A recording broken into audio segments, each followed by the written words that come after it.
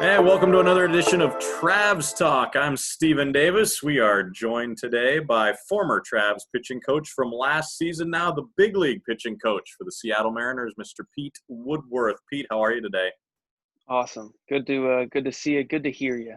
It's great to see and hear you as well. We have a streak on the line today. You and I have never done an interview without both of us cracking up at some point. So let's see if we can make it all the way through here without us losing it, okay? All right. All Straight right. face. All right, Travs Talk. We do 9 innings. We'll do 9 questions, some serious, some maybe not quite as serious. You ready for this? Ready. All right, here we go. Travs Talk. First inning with Pete Woodworth. You are now the big league pitching coach. What are the differences for you between your new job or your current job, whatever you want to call it, and your former job as a minor league pitching coach last season with the Travs? Different uniform. Okay. A lot of the same guys. A lot of the players that came up through our org that we saw in Clinton, Modesto, and in Arkansas. But I think the foundation and the job itself doesn't really change much. And I think that's one of my goals is to continue doing what we've been doing and bring the process that we had in the minor leagues to Seattle, and continuing developing the players on a daily basis, but without really having a first game under the belt. I'm going about it the same way. Yeah, spring training games don't count, do they? I wish I would have put more behind that first spring training win. If I had known that we wouldn't have played until middle of July. Okay, second inning. Moving on here. You were Texas League Coach of the Year last year with that outstanding Travs pitching staff under your direction.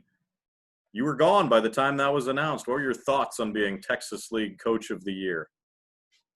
Like you said, it was an incredible staff that we had. I was fortunate to have 5 starters at all time. Look at any point from April through August through the postseason. All 5 guys that took the rock in our rotation made that possible. And then I wouldn't say revolving door, but the bullpen definitely evolved throughout the year. But hats off to the guys that kind of built it and kept that ship going throughout the entire season. They created a culture and environment that whoever came in or whoever came down immediately fell in line, fell in place, felt welcome, and dominated, everybody in that bullpen through 95 plus with some stanky stuff. So it was a great honor, but it was 100% those, I would say 26, 27 guys that pitched for us last year. That's awesome. All right, third inning. Give us a top memory or two from last season with the Travs. Let's stay on the good side. Nothing bad about not winning the championship. Give us a top positive memory or two for you. There's a lot. We had a lot of fun. That team had a ton of fun. It was a great group of guys. It's fun when you're winning. I don't really remember any lulls. But losing the championship was tough. And it's always tough being in that clubhouse after, losing the last game of the year. But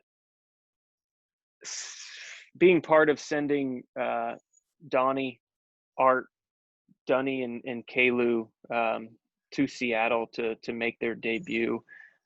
So to going from as low of a low to as high of a high, it was definitely a roller coaster of emotions that day. But the emotion that was in that room and the love that their teammates showed, for those guys to be able to hear that news and kind of, have a dream, a goal come true. It's definitely something I'll never forget, but I'll also never forget any of Nabil Krismat. He was definitely a highlight of the summer. in We like to Arkansas. refer to the one start he had, I think it was about his fourth start with the team, the Chrismat game where he struck out, what was it, 14 guys in 6 innings, 15 guys in 6 innings, had an immaculate inning with 3 strikeouts on 9 pitches. It was maybe as good a short start as you'll ever see in baseball. Yeah, it was a video game start. It wasn't just striking out 14. It was 14 Tulsa Drillers, which that whole lineup will be in the big leagues at some point. That lineup was loaded with prospects and polished hitters, and the stars aligned for Chrismat that night. And all of his starts were fun to watch, but that one definitely just sitting back, putting your feet up on the steps and watching some I don't even know how to explain Chrismat, but watching that magic happen. His relief appearance was fun too, but that's another story for another day. By the way, It's the 10th inning. I thought you might give a shout out to the Hogs if we're talking about memories from last season. There's too many. I mean, Okay. we'll be on here for a double header of questions. All right. Well, let's move on to the next inning then. We'll go 4th inning. We need a good mound visit story. This doesn't have to be from last season, but that would be preferable. But at any point in your career, we need a good mound visit story. Something unusual, something funny. What do you have? My very first mound visit in professional baseball. I had just come from coaching 3 years at the college level where I took mound visits and I took the pitcher out of the game. The head coach didn't do that. And so I get to Clinton, and Mitch was on vacation, so our interim manager and I, Brant Brown, agreed that Zach Littell was done, and we were going to go to the bullpen. And so I just jumped up and scooted out of the dugout and jogged to the mound. And the umpire comes walking out after a little bit, and I said, "Hey, we're gonna go with the righty in the pin." And both the umpire, Zach Littell, and even our catcher looked at me like, "Wait, what?" I said, "You're done. Give me the ball." Like I thought he was kind of pushing back and trying to be the tough guy, and it was my first day. He was trying to show his authority and try to get one more hitter, one more inning. And so I got a little irritated, and I was like, "No, we're going with the righty." And the umpire was like, "Okay," signaled, and Joey Strain came jogging in, and I went back to the dugout a little pissed off at Littell. Like I heard good things about this kid. And as soon as I get in there, our pitching coordinator, Rick Waits, comes over and he says, "Son, in professional baseball, the manager takes the pitcher out of the game." And I couldn't have crawled any lower under the bench at that point. I was so embarrassed. It was my very first day. It's only gone up from there for you. I've had some bad ones, but never that embarrassing. All right, let's move on. 5th inning. You're known, or at least last season especially, were known for your pregame handshakes with all the guys, not just the pitchers. You had one with all the hitters too, everybody that played for the Travs. Every game, before the game, pregame handshake ritual. Now we've got social distancing. Now we've got COVID-19. How does it affect this? What's going to go on? I have no idea. See, I'm not going to lie. This has been haunting my dreams at night. Yeah, that was one of the first things that kind of came out is no high fives. Everybody was kind of giving elbows at the end of spring training. I don't know. We're gonna have to come up with something because that wasn't just for the players. That got me locked in. Like that was part of my routine, and it kept it fun. I don't even know if the guys liked it, but I enjoyed it. We're gonna have to figure something out. I don't know. I'll have to watch some film of if and what they're doing overseas right now. What's allowed. Have to dive into the rule book, but we'll figure something out. Okay, to be determined still. Yeah. Okay, sixth inning. We got to know your great dogs a little bit last year. They were always hanging out in the clubhouse, sometimes on the field. Wally and Wrigley, they're probably around somewhere, aren't they? Yeah, they're out there somewhere. Okay, they're out in the jungle. You had a son this past winter, so you're a dad now. How are Wally and Wrigley handling the role as big brothers? Wrigley's great. They're both great, but Wrigley's definitely the protector.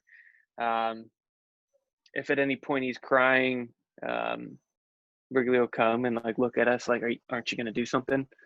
Can't you hear him? I can hear him. He sleeps by him. He's his real big brother. Wally's a special dog. He likes his own attention. I think that's why he loved the clubhouse.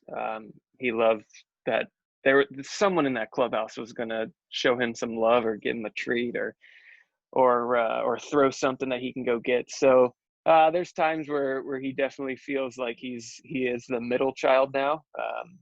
But they've been great. I just wish they didn't shed as much because you can't really do a whole lot on the ground with it caked in dog hair.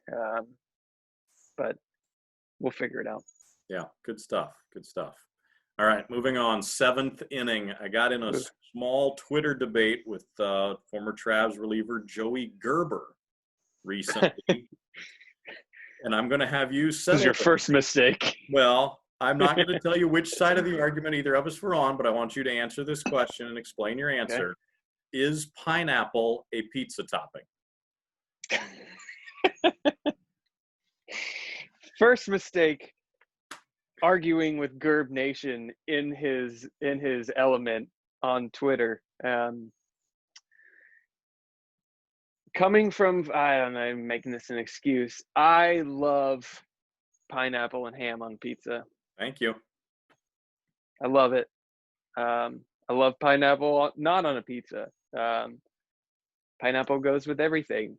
I think that's just where I grew up, living by the water, living by the ocean. Sorry, Gerb. Yeah, he was saying not acceptable. I said it is. In fact, there's no pineapples in Minnesota. I know. Well, they have them on pizzas, though, even in Minnesota. I say give it a try. Okay, good to have you weigh in on that one. Yeah, you're welcome. All right, eighth inning. Favorite sports movie? Baseball preferred, but just favorite sports movie for you? I mean, I saw someone posted most underrated baseball movie, and it was a picture of Bull Durham. I said, how is that underrated? Yeah.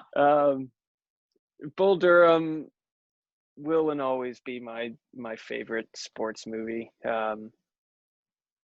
But there's a ton that are very quotable and we reference a ton. I know one of our guys in Seattle, Frankie, is a movie quote.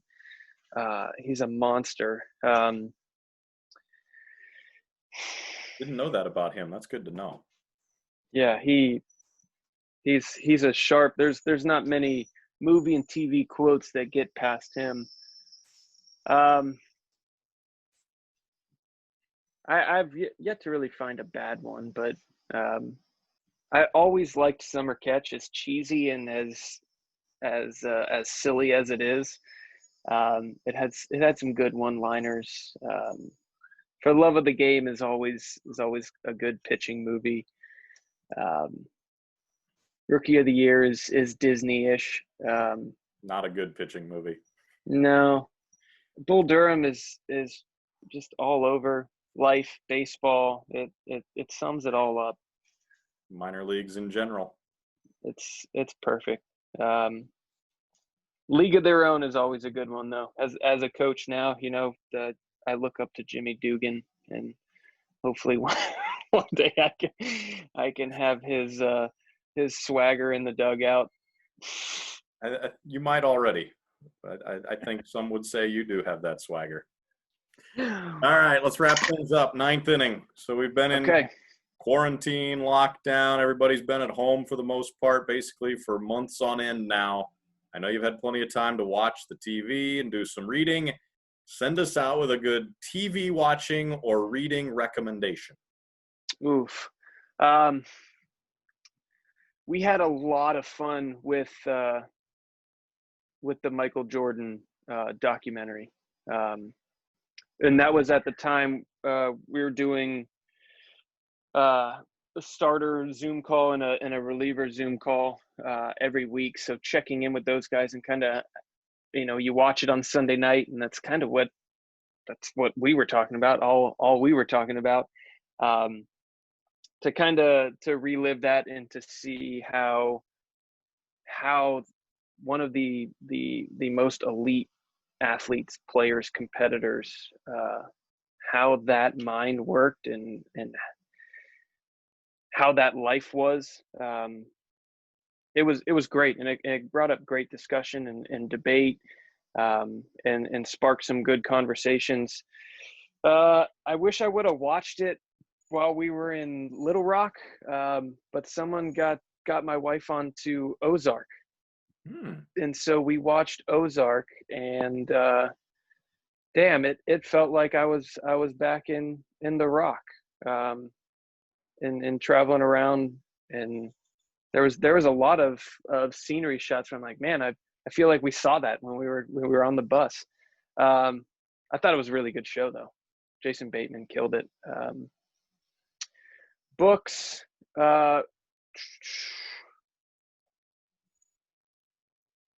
You don't read. That's okay. we actually started we had a book club that started not too long after quarantine. I'm trying to narrow it down. We read Legacy, the book of the rugby team from New Zealand. We read Chop Wood, Carry Water, which is a mental skills kind of book of that is tailored to a young man learning to become a samurai, and every chapter is a different aspect of the mental game that goes along with it. And then we started into the mental game of tennis, which is, in my opinion, one of the best mental skills books out there. It's been around for a while. It was actually given to me. Andy McKay gave it to me on a bus ride when I played for him in 2008. Wow. And it's pretty thin. It's very easily digestible, and very applicable to any venture. It was super easy to apply to pitching and to baseball. But he handed it to me, and it's got a tennis ball in the front, and it says the mental game of tennis. And I'm like, I don't play tennis. He's like, just read it, dummy. And I fell in love with it, used a lot of it as a player. And then that and Bob Rotella's 15th Club, which is a mental golf book, kind of became the building blocks and the foundation of my own mental skills book. So we've gotten into that. And then the Roy Halladay book came out, which him and Greg Maddux were my idols, my legends that I looked up to and wanted to be, along with the little documentary on Roy. But the book is great, and it kind of goes hand in hand with Harvey Dorfman's pitching ABCs of baseball. So we've covered quite a few. How many books have you read since spring training was stopped? What was that? Those four, and then Trevor Moab works with Russell Wilson about thinking neutral, not thinking positive, obviously not thinking negative, but kind of just remaining neutral and seeing reality as it is, and being aware of it, and then moving on and adjusting to it appropriately. And then a buddy of mine mentioned a book that I just got yesterday. I haven't even cracked it open, but it's about social media and how to not market, because I'm not marketing anything, but how to use social media. It's something I've never really done. I post pictures of my dogs. I don't really tweet. Mitch texted me a couple weeks ago. He's like, "Oh, you're tweeting a lot now," and I was like, "Yeah, I tweet Stephen Davis. That's about it." You did one day. I was honored. I'm honored you joined us today from your jungle in your backyard, Pete. Great to talk to you. Thanks for all the good stuff. Yeah, good to see you, man. Great to hear your voice. Miss hearing that.